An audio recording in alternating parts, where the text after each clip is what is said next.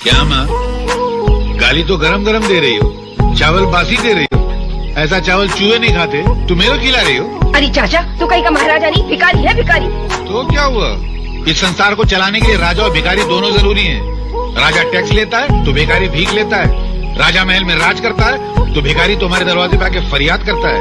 राजा इंसाफ करता है तो भिखारी बासी खाना साफ करता है। तुम्हारे दरवाजे पे आके अगर मैं भीख मांगता हूँ ना, तो तुम मेरे पे एहसान नहीं करती हो, मैं एहसान करता हूँ।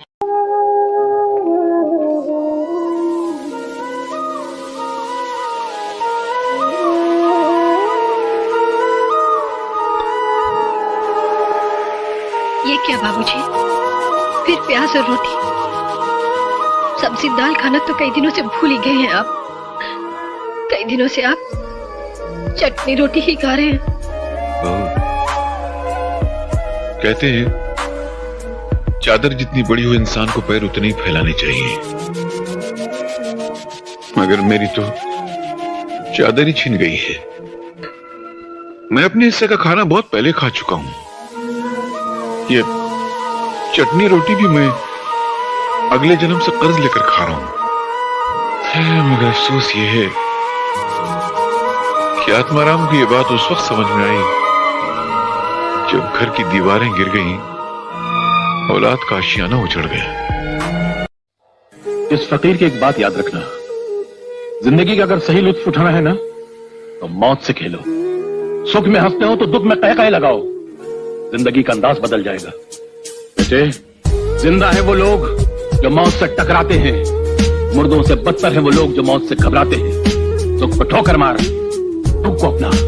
अरे सुख तो बेवफा है, चंद दिनों के लिए आता और चला जाता है। दुख तो अपना साथी है, अपने साथ रहता है।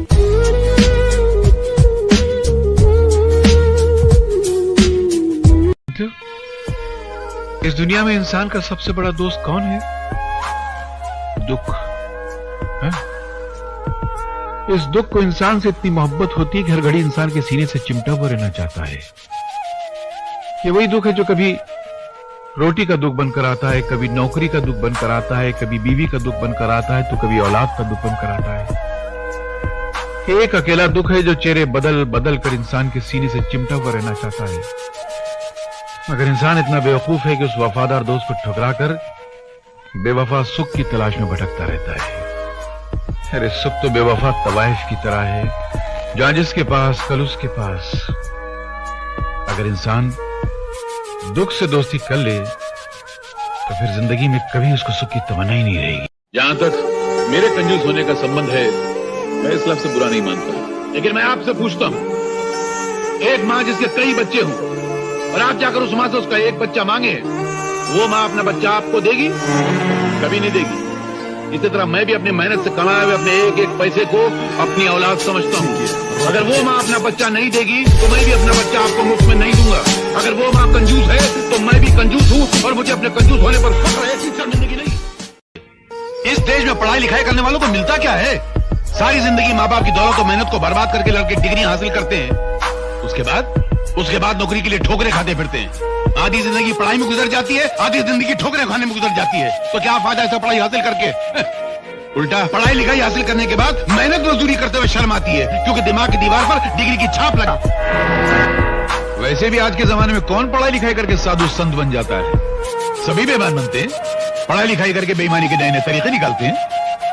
मासी जी, एक बात बताऊं, आजकल के जमाने में उसी बच्चे को पढ़ना चाहिए जिसके बाप के बाद दौलत का ढेर लगा हुआ हो, ताकि पढ़ाई लिखाई पूरी करके अपने बाप की कुर्सी पर जाके बैठ जाए और पढ़े लिखे डिग्री वाले नौजवानों को अपना गुलाम बनाकर उन पर हुकूमत करे। इसीलिए मैं अपने बेटे को अपनी यूनिवर्सिटी में पढ़ा रहा हूँ, ताकि ये बड़ा होकर किसी की नौकरी नहीं करेगा, अपना बिजनेस, अपना कारोबार खुद करेगा, अपने दिमाग के बल पर, अपनी उंगलियों की ड्यूटी पे? हाँ।